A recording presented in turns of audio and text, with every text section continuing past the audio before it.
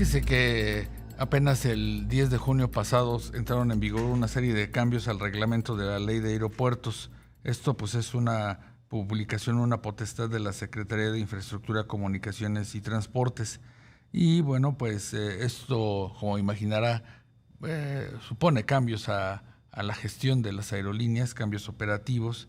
Estamos hablando de la gestión de aterrizajes, también los despegues, homologar criterios operativos con prácticas a nivel global. Y bueno, ¿cuál sería, digamos, que el arranque de todas estas modificaciones? Para platicar del tema está con nosotros Rosario Avilés, analista de la industria aeronáutica. Rosario, muy buenas tardes. Hola, ¿qué tal, Roger? Qué gusto saludarte. Gracias por Eh, acompañarnos, Rosario. Pues, ¿cómo ves estos un gusto. cambios? ¿Los cumplimos o no los cumplimos desde el primer día? Pues mira, aquí el tema es por qué se hacen estos cambios y la verdad es que qué implican. Sí, El contexto en el que estamos es el asunto de las sanciones que aplicó el Departamento de Transporte, el DOT, de los Estados Unidos contra aerolíneas mexicanas.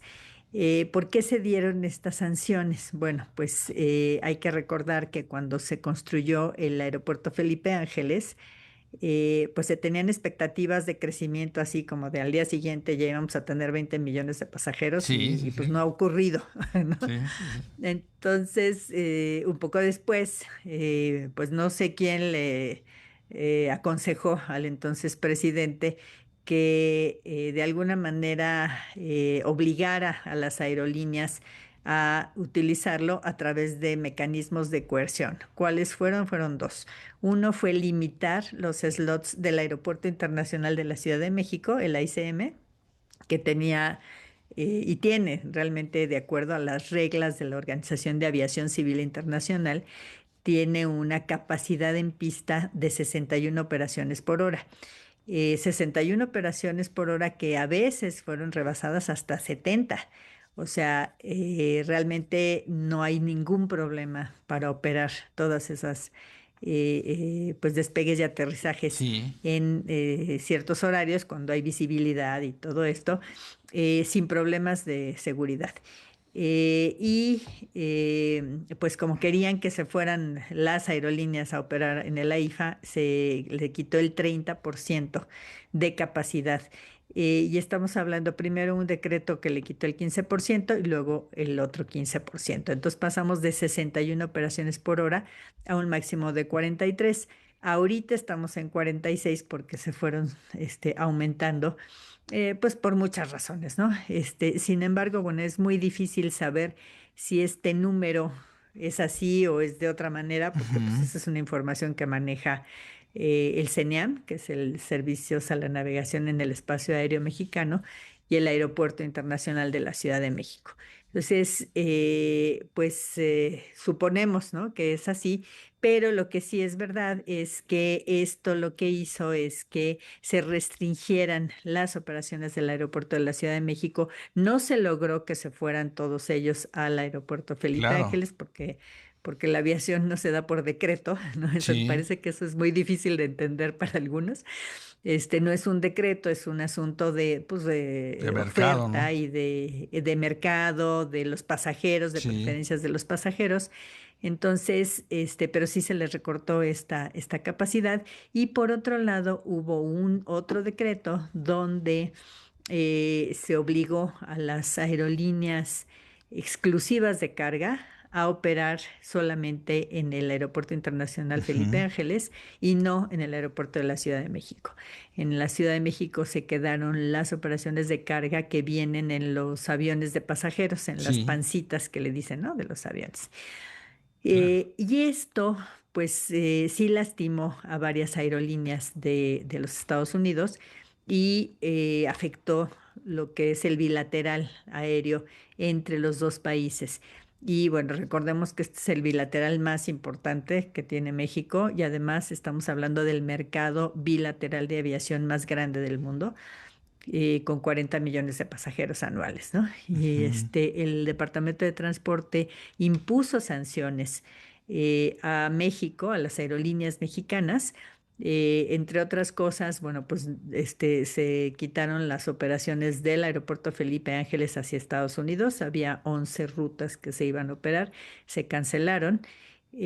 También se prohibió que hubiese más rutas del aeropuerto de la Ciudad de México hacia Estados Unidos. Sí, Y también las operaciones cargueras en las panzas de los aviones desde el Aeropuerto Internacional de la Ciudad de México hacia lugares de Estados Unidos, además de otras cuestiones que tienen que ver con la información que se le da al Departamento de Transporte de las personas que están abordando los vuelos y otras cosas claro. por el estilo. Rosario, Eh, ajá. y te quería preguntar, estos cambios al reglamento, a la ley de aeropuertos, ¿en qué medida pues llegarían a tocar toda esta problemática de los controladores de vuelo? Pues justamente el Departamento de Transporte, una de las cosas que alega para imponer estas sanciones es que no hay reglas claras. O Sí, sea, dice, a ver, tú decidiste unilateralmente y de manera discrecional hacer estos cambios en la asignación de slots y de lo que es la vocación de los aeropuertos, sin tener reglas claras y por lo tanto, pues, se hace acreedor a estas sanciones que te estoy platicando.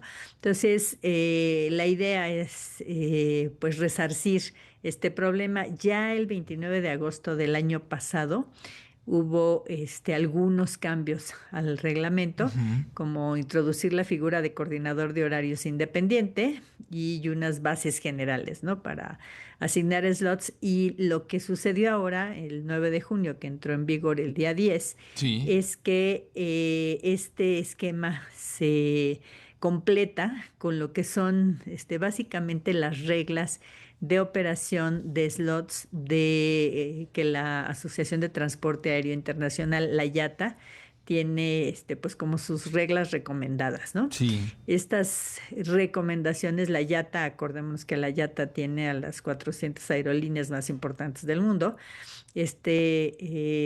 Estas recomendaciones pues son adoptadas por la mayoría de los aeropuertos en el mundo y entre otras cosas que introduce el reglamento es que ahora la autoridad aeronáutica tiene que definir si un aeropuerto está no saturado, próximo a su saturación o ya está saturado, ¿no? Eso de acuerdo a la capacidad de pista y a la capacidad también en tierra. Esta es una introducción que hace pues la autoridad mexicana, justamente porque uno de los cosas que el Departamento de Transporte de Estados Unidos reclama es, a ver, tu capacidad de pista es de 61 operaciones por hora, ¿de dónde sacas que ujú, ahora es de 46?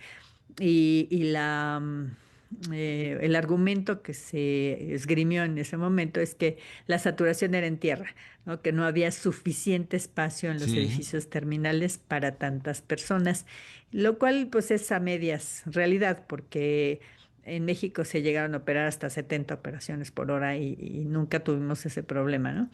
Pero además hay suficiente espacio como para ampliar y hacer más espacios en tierra para tener pues ahí pasajeros que sí, tengan que estén esperando vuelos, ¿no? sí, Rosario, Entonces, pues básicamente esos son los cambios. claro, Hay como cosas como lo que le llaman la cláusula del abuelo, que es pues respetarle sus derechos de antigüedad ujú, a las aerolíneas, pedir una puntualidad.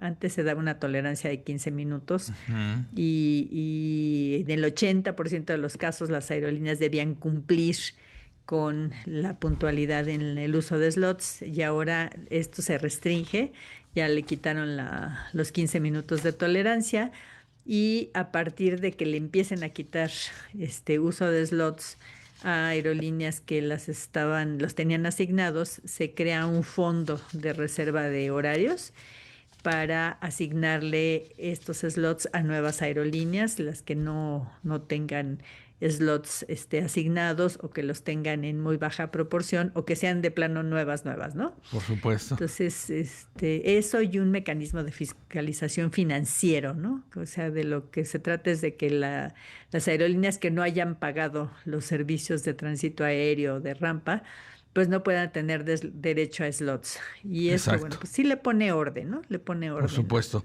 Pues toda al mercado. una problemática, la de los aeropuertos, como tú dices, Rosario, muy bien, se metió mano de manera unilateral en la pasada administración, esto ha tenido sus consecuencias.